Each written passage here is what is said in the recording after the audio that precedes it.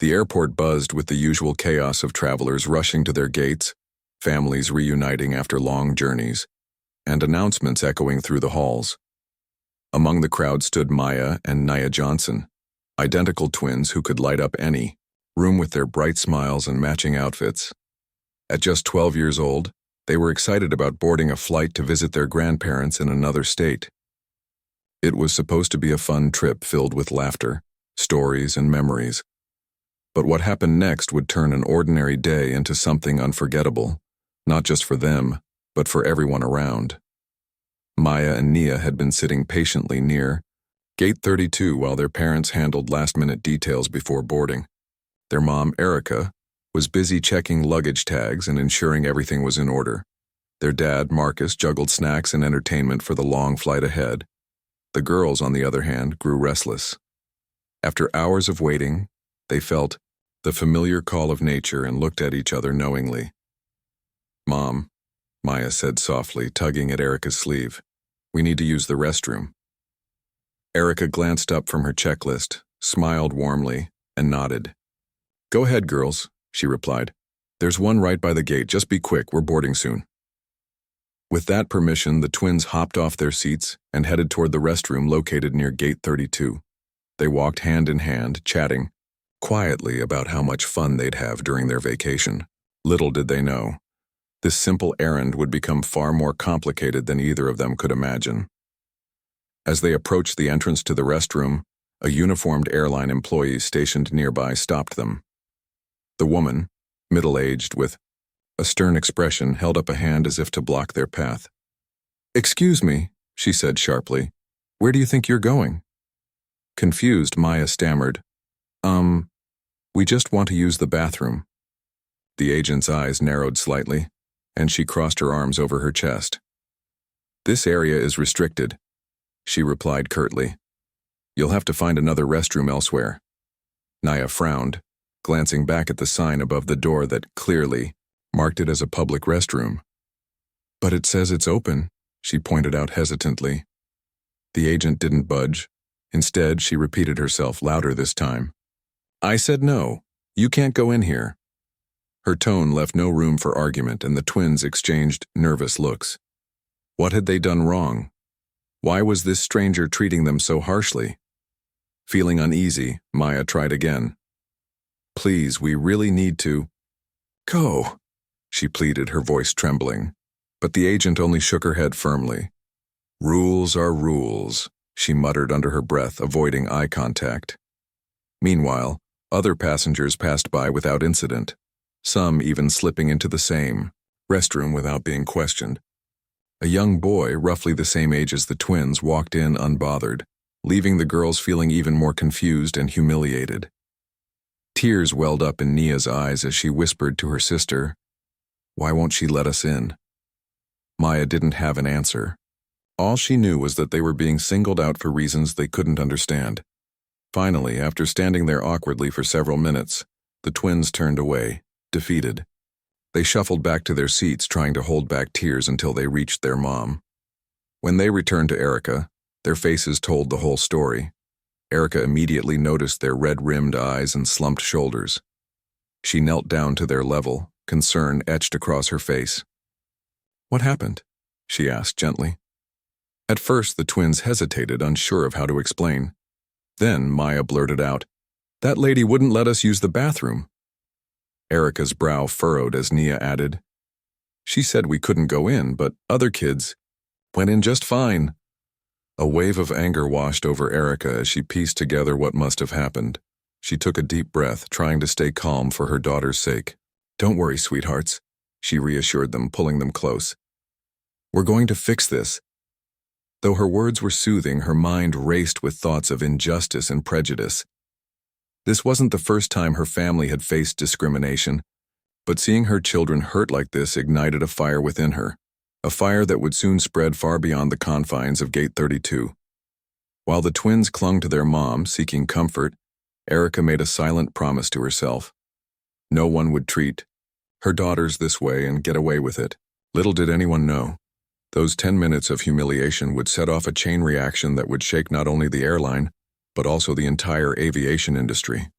For now, though, the scene unfolded quietly, unnoticed by most of the bustling travelers around them. Yet beneath the surface, tension simmered, ready to boil over at any moment. Erica Johnson's calm demeanor began to crack the moment her daughters finished recounting their experience. Her heart ached as she saw the hurt in their eyes, but beneath her pain simmered a deep, burning anger. She had spent years advocating for civil rights, fighting against discrimination in its many forms, and now it had come knocking at her own door. This wasn't just about a restroom. It was about dignity, respect, and the message being sent to her children that they were somehow less deserving than others. Erica wasn't going to let that stand. With determination etched across her face, Erica stood up and took a deep breath. "Stay here with Dad," she told Maya and Nia softly, her voice steady despite the storm brewing inside her. The twins nodded, watching as their mom marched toward the gate where the airline employee still stood. Passengers milling around barely noticed at first, too preoccupied with their own travel plans, but Erica's presence demanded attention. She stopped directly in front of the gate agent, her posture unwavering, and locked eyes with the woman who had denied her daughter's access to the restroom. "I'd like an explanation," Erica began, her tone firm but controlled. The gate agent, caught off guard by the sudden confrontation, shifted uncomfortably. "Ma'am, I'm sorry, but there are protocols," she started, only to be cut off by Erica's sharp reply. "Protocols? You're telling me my daughters couldn't use the restroom because of protocols?" Erica's voice rose slightly, drawing the attention of nearby travelers. Some slowed down to listen, curious about what was unfolding. Others paused entirely, sensing that something significant was about to happen. The gate agent, flustered, tried to backtrack. "It's not personal, ma'am. It's just company policy." But Erica wasn't buying it. She leaned in slightly, her gaze piercing. "Company policy doesn't allow children to use the restroom? Or does it only apply to certain children?" The question hung in the air, heavy with implication. The agent stammered, unable to provide a coherent answer. Erica pressed on, her voice growing louder and more impassioned. "You think I don't know what this is really about? My daughters are black, and you treated them differently because of it. That's not okay. Not today. Not ever." By now, a small crowd had gathered around them. People whipped out their phones, recording the exchange as Erica continued to speak. Her words weren't just directed at the gate agent, they were meant for everyone within earshot. "This isn't just about a bathroom. It's about how we treat people. It's about whether we choose to see someone's humanity or reduce them to stereotypes. And I'm here to tell you this stops now." Her voice carried a weight that silenced the murmurs of the onlookers. Even the gate agent seemed frozen, unsure of how to respond. As the tension escalated, passengers began to chime in. A man standing nearby stepped forward, addressing the gate agent. "She's right. I saw other kids go into that restroom without any issues. Why were these girls singled out?" Another woman added, "This is ridiculous. If your policies are discriminatory, then they need to change." The chorus of voices grew louder, creating a wall of support behind Erica. For every person who spoke up, another pulled out their phone to capture the moment, sharing videos and photos on social media platforms like Twitter and Instagram. Within minutes, hashtags related to the incident started trending online. Justice for Maya Antnya and airline accountability spread like wildfire, sparking outrage across the country. People who weren't even at the airport weighed in, sharing stories of similar experiences they or their loved ones had faced. Journalists, monitoring social media feeds, picked up on the story, reaching out to witnesses for interviews. What had begun as a private family matter was quickly becoming a national conversation, and Erica was at the center of it all. Back at Gate 32, the scene grew more intense. Erica refused to back down, her resolve unshaken. She addressed the growing crowd, explaining the broader implications of what had happened. "This isn't the first time something like this has occurred," she said, her voice ringing clear. "Every day people of color face discrimination in ways big and small. We tolerate it because we're taught to pick our battles, to keep moving forward. but enough is enough. Today, we say no. Her words resonated deeply with those around her. Some nodded in agreement while others clapped in solidarity. Parents hugged their children tighter, whispering explanations about why this moment mattered. The energy in the terminal shifted, transforming from one of frustration and disbelief to collective empowerment. Erica's courage inspired others to join her cause, turning what could have been a fleeting incident into a rallying cry for justice. Meanwhile, the gate agent looked increasingly overwhelmed. She glanced around nervously, searching for backup, but none came. Airport staff stationed nearby hesitated to intervene, aware that the situation had spiraled far beyond their control. Erica seized the opportunity, demanding immediate action. "I want an apology, not just for my daughters, but for everyone who has been treated this way," she declared. "And I want answers. Who is responsible for this so-called policy? Because if it exists, it needs to end right now." The gate agent mumbled something under her breath, but Erica wasn't satisfied. "If you can't give me an answer, then find someone who can," she said, pointing toward the airline's customer service desk. With that, she turned to the crowd, thanking them for their support. "We're not leaving until this gets resolved," she announced, earning cheers from the assembled passengers. The standoff was far from over, but one thing was clear. Erica Johnson wasn't going anywhere until her daughters and countless others like them received the respect and fairness they deserved. As the minutes ticked by, the ripple effects of Erica's actions became undeniable. More travelers joined the protest, refusing to board their flights until the issue was addressed. Others canceled their trips altogether, vowing never to fly with the airline again. Social media buzzed with updates, amplifying Erica's message and keeping the pressure on the company to respond. What had started as a simple request to use a restroom had morphed into a powerful movement, one driven by a mother's love and a community's desire for change.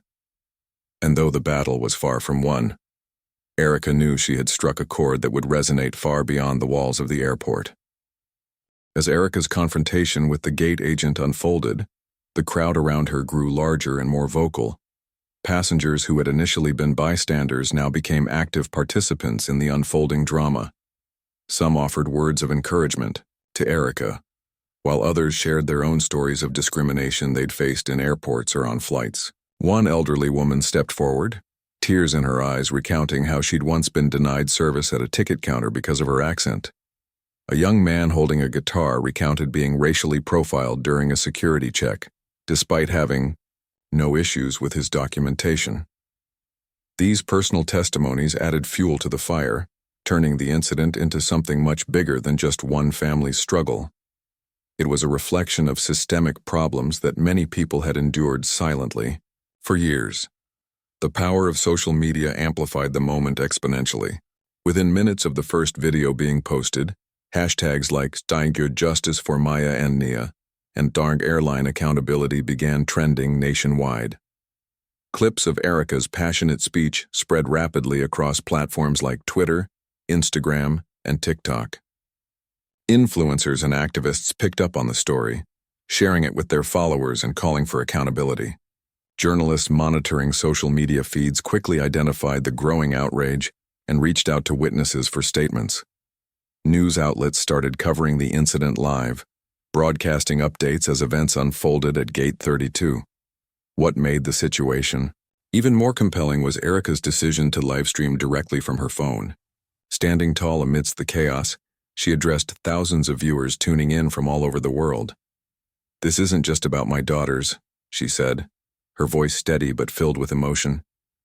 "It's about every person who has ever been treated unfairly because of the color of their skin, their gender, or their background. It's about saying enough is enough."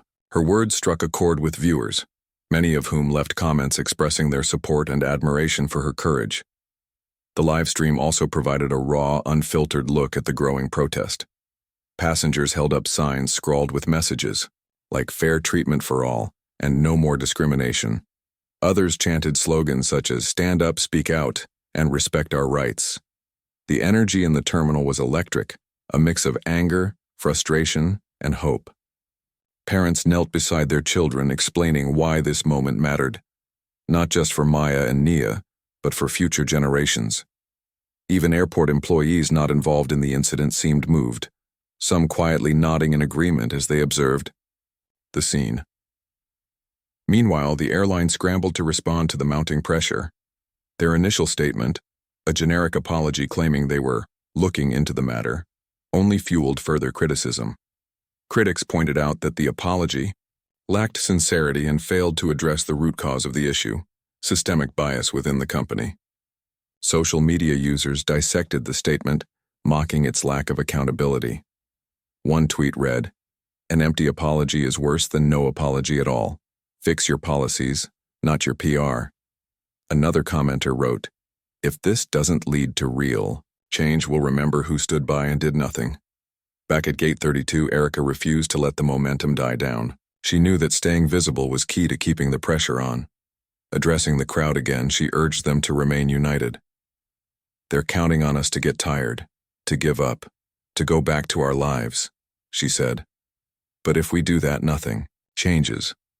Let's show them that we won't settle for anything less than justice." Her call to action inspired passengers to dig in their heels. Some decided to cancel their flights entirely, refusing to fly with an airline that tolerated discriminatory behavior. Others contacted customer service lines, flooding the system with complaints and demands for answers. As the standoff continued, airport security arrived, attempting to restore order. Dressed in uniforms and carrying radios, the officers approached cautiously, aware that tensions were high. They spoke briefly with the gate agent and then turned their attention to Erica. "Ma'am, we need you to step aside so boarding can proceed," one officer said, his tone firm but measured. Erica crossed her arms, standing her ground. "I'm not moving until this is resolved," she replied. "My daughters were humiliated here today, and I won't leave until there's accountability." The crowd erupted in applause, cheering Erica on. Passengers formed a protective barrier around her, making it clear they wouldn't allow her to be removed without a fight. The presence of security only intensified the atmosphere, drawing more attention from travelers passing through the terminal. Some stopped to ask what was happening, joining the protest after hearing the story. Others filmed the interaction between Erica and the officers, adding yet another layer to the viral coverage. Despite the growing tension, Erica remained composed. She addressed the officers calmly but firmly, explaining the situation and emphasizing the importance of addressing the underlying issues. "This isn't about causing trouble," she said. "It's about creating change. If you want us to move, tell me who's responsible for this policy and when they'll be here to explain themselves." The officers exchanged uneasy glances, clearly unsure of how to handle the situation. They radioed for backup, but it was evident that force wouldn't solve the problem. This was a battle of principles, not physical resistance. The delay rippled throughout the airport, affecting dozens of flights scheduled to depart from nearby gates. Announcements echoed through the terminal, urging passengers to proceed to their boarding areas, but few paid attention. Many travelers expressed solidarity with Erica and her family, choosing to prioritize justice over punctuality. Flight attendants and pilots looked on helplessly as their departure times came and went without resolution. Behind the scenes, airline executives watched the situation spiral out of control, realizing too late that ignoring the issue would cost them dearly. By this point, the protest had spilled beyond Gate 32, spreading to other parts of the terminal. Passengers waiting for connecting flights joined in, sharing updates and organizing impromptu demonstrations. In one corner of the airport, a group gathered to write letters to the airline's CEO, detailing their experiences and demanding reform. In another area, musicians performed songs of empowerment using art to amplify the message. The entire space buzzed with a sense of purpose, as though everyone present understood they were part of something greater than themselves. Erica's leadership shone brightest during these moments. She moved among the crowd, thanking people for their support and reminding them of the importance of staying peaceful yet resolute. When someone suggested storming the airline's headquarters, she calmly redirected the energy toward constructive actions, like contacting lawmakers and advocacy groups. Her ability to channel the collective outrage into meaningful efforts earned her widespread respect, both online and offline. As hours passed, it became clear that the incident wasn't going away anytime soon. The airline's attempts to downplay the situation had backfired spectacularly, turning what could have been a minor PR hiccup into a full-blown crisis. Meanwhile, Erica and her supporters showed no signs of backing down. With each passing minute, the movement gained strength, proving that when people come together with a shared goal, they have the power to challenge even the most entrenched systems. For Erica, this was more than just a fight for her daughters. It was a chance to spark lasting change, one that would resonate far beyond the walls of the airport. The protest at Gate 32 had grown into something far bigger than anyone could have anticipated.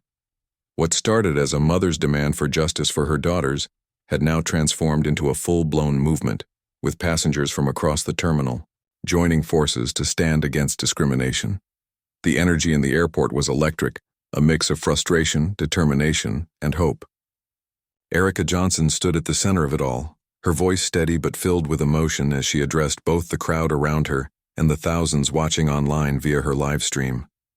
By now, the standoff had disrupted nearly every aspect of the airport's operations. Dozens of flights scheduled to depart from nearby gates were delayed or canceled altogether. Flight attendants stood helplessly by as passengers refused to board their planes, choosing instead to join the growing demonstration. Some travelers even went so far as to rip up their boarding passes in solidarity, tossing them onto the floor like confetti.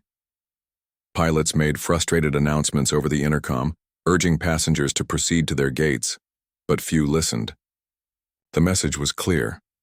Until the airline took responsibility for its actions, business as usual would not resume. Airport security found themselves in an impossible position. More officers arrived, attempting to disperse the crowd and restore order, but their efforts only seemed to galvanize the protesters further. When one officer approached Erica, asking her to step aside, the crowd erupted in chants of "Let her speak" and "No justice, no peace." Passengers linked arms, forming a human chain around Erica and her family, shielding them from any potential intervention. It was a powerful display of unity, one that sent a clear message. This wasn't just Erica's fight anymore. It belonged to everyone who believed in fairness and equality. As the hours ticked by, the ripple effects of the protest spread beyond the airport itself. Journalists camped out near Gate 32, interviewing passengers and capturing footage of the unfolding events. News helicopters circled overhead, broadcasting live updates to television audiences across the country. Online, the hashtags #Justice for Maya and Nia and Airline accountability continued to dominate social media, drawing millions of views, shares, and comments. Influencers, activists, and public figures weighed in, amplifying the call for accountability. One prominent civil rights attorney tweeted, "This is what systemic racism looks like. It's time for real change." Behind the scenes, the airline's executives scrambled to contain the crisis. Boardroom meetings stretched late into the night as panicked staff tried to devise a plan to salvage the company's reputation. Their initial response, a vague apology and promise to review policies, had fallen flat, leaving customers and critics alike unimpressed. Calls poured into customer service lines, overwhelming representatives who struggled to explain the situation. Social media teams worked around the clock to monitor reactions and respond to complaints, but their efforts did little to quell the growing backlash. Finally, under mounting pressure, the airline issued a second statement. This time they acknowledged the incident directly, apologizing specifically to Maya and Nia and pledging to investigate the employee involved. But Erica wasn't satisfied. She knew that firing one gate agent wouldn't solve the deeper issues at play. Addressing the crowd and the world watching online, she made her stance clear. "An apology isn't enough," she said, her voice ringing out across the terminal. "We need action. We need transparency. And we need guarantees that this will never happen again, not just to my daughters, but to anyone." Her words resonated deeply, inspiring others to take concrete steps toward change. Passengers began organizing themselves, sharing contact information for advocacy groups and legal experts. Some called lawmakers, urging them to introduce legislation addressing discrimination in the aviation industry. Others contacted major advertisers, encouraging them to pull funding from the airline until meaningful reforms were implemented. The movement gained momentum with each passing hour, proving that collective action could hold even the largest corporations accountable. Meanwhile, the emotional toll of the day weighed heavily on Erica and her family. Maya and Nia clung to their parents, exhausted but proud of the way their mom was standing up for them. Marcus, Erica's husband, stayed close by her side, offering quiet support and encouragement. Despite the chaos surrounding them, the family remained united, drawing strength from one another. Erica often glanced at her daughters during breaks in the protest, her heart swelling with love and determination. She wanted them to see that their voices mattered, that they deserved to be treated with dignity and respect. As evening fell, the protest showed no signs of slowing down. Passengers brought food and water to share with those still gathered, ensuring that everyone stayed energized. Musicians performed songs of empowerment, their melodies echoing through the terminal. Children drew pictures of hearts and rainbows, taping them to walls and windows as symbols of hope. Even airport employees who weren't directly involved in the incident expressed quiet support, nodding in agreement or slipping notes of encouragement to Erica when they thought no one was looking. Eventually, the sheer scale of the disruption forced airport officials to intervene. They announced that all remaining flights for the evening would be canceled, citing safety concerns due to overcrowding and logistical challenges. While some passengers groaned in frustration, most understood the decision and vowed to continue the fight another day. Erica thanked everyone for their support, promising to keep pushing for change until real progress was made. As the crowd slowly dispersed, many lingered to hug Erica and her family, thanking them for their courage and resilience. Though the immediate protest may have ended, its impact was undeniable.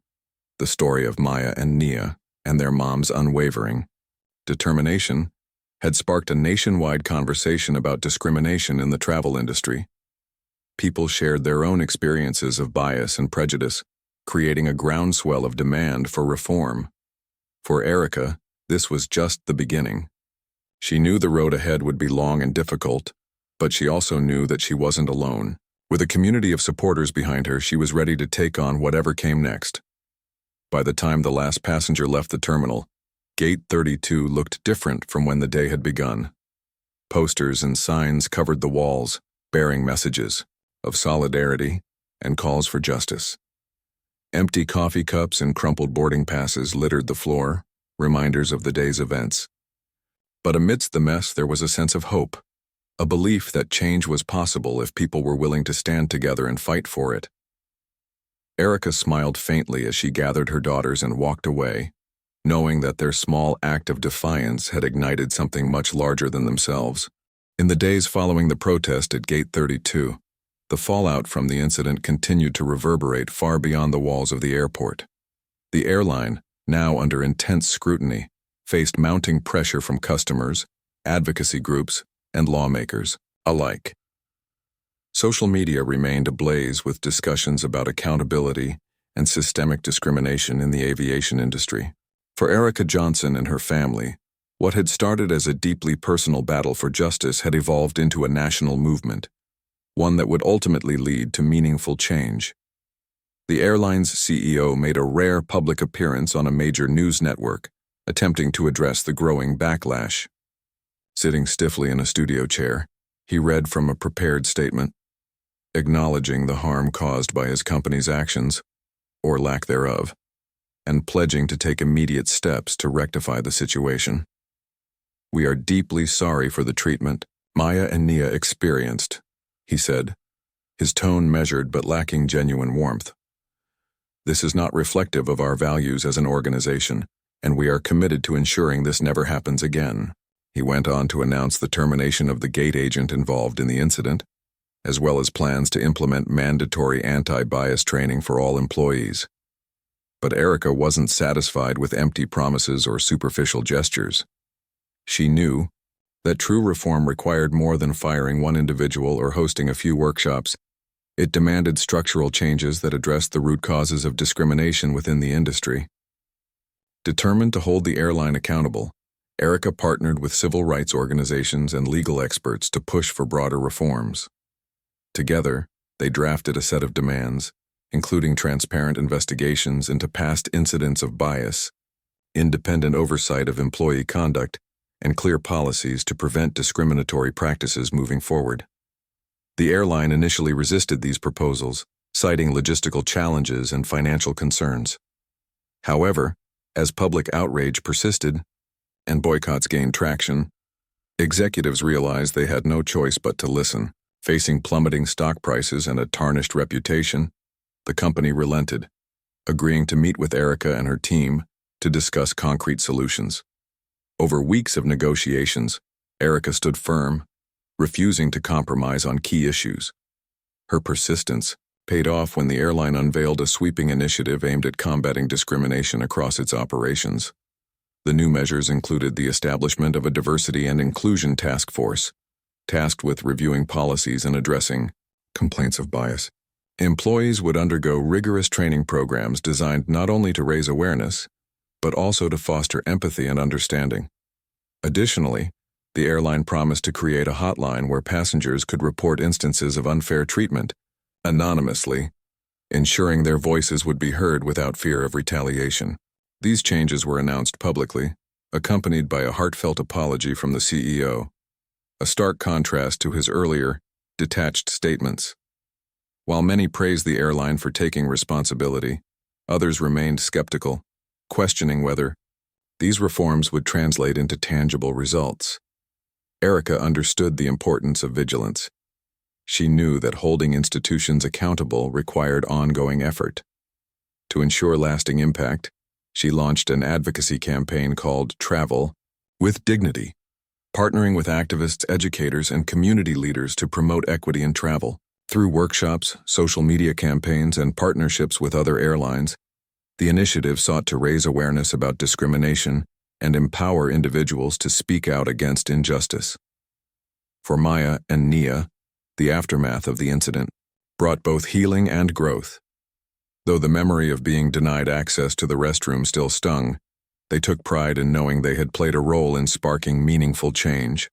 Their classmates learned about their story through news coverage, and teachers invited them to share their experiences during school assemblies. At first, the twins felt nervous about speaking publicly, but with their mom's encouragement, they embraced the opportunity to inspire others. "If people see us standing up for ourselves," Nia told her sister one evening, "maybe they'll feel brave enough to do the same." Their courage didn't go unnoticed. Letters poured in from strangers around the world, thanking Maya and Nia for their bravery and sharing how their story had inspired others to confront discrimination in their own lives. Some wrote about challenging biased behavior at work. Others recounted standing up for friends or family members who had been treated unfairly. Each message reinforced the idea that small acts of defiance could ignite powerful movements, a lesson Maya and Nia carried with them long after the headlines faded. As months passed, the Johnson family found themselves reflecting on everything they had endured. While the emotional scars took time to heal, there was also a profound sense of gratitude for the support they received, for the connections they forged, and for the knowledge that they had made a difference. Erica often reminded her daughters that their fight wasn't just about them. It was about creating a better future for everyone. "You showed people that it's okay to stand up for what's right," she told them one evening, her voice filled with pride. And because of that, the world is starting to change. The legacy of that day at Gate 32 extended far beyond the airport terminal. It served as a reminder of the power of collective action and the importance of amplifying marginalized voices. Passengers began demanding greater accountability from airlines, pushing for transparency and fairness in every aspect of travel. Advocacy groups used the incident as a case study, highlighting the need for systemic reforms in industries plagued by bias. Even lawmakers took notice, introducing legislation aimed at protecting travelers from discriminatory practices. For Erica, the journey was far from over. She continued to advocate for justice, using her platform to shine a light on issues affecting marginalized communities. Whether speaking at conferences, meeting with policymakers, or mentoring young activists, she remained steadfast in her commitment to creating a more equitable world. And though she sometimes grew weary, she drew strength from the knowledge that her daughters and countless others were watching. Maya and Nia, now older and wiser, approached life with renewed confidence. They carried themselves with a quiet assurance, knowing they had faced adversity head-on and emerged stronger for it. When asked about their experience, they spoke not of anger or bitterness, but of hope. "We're proud of what we did," Maya said during one interview. "And we know Mom will always fight for us and for everyone else who needs her." In the end, the protest at Gate 32 became more than just a story of resilience. It was a testament to the enduring power of love, courage, and determination. It reminded the world that even in moments of despair, ordinary people could come together to challenge injustice and demand a better tomorrow. For Erica, Maya, and Nia Johnson, it was proof that no act of kindness or defiance was ever too small to make a difference.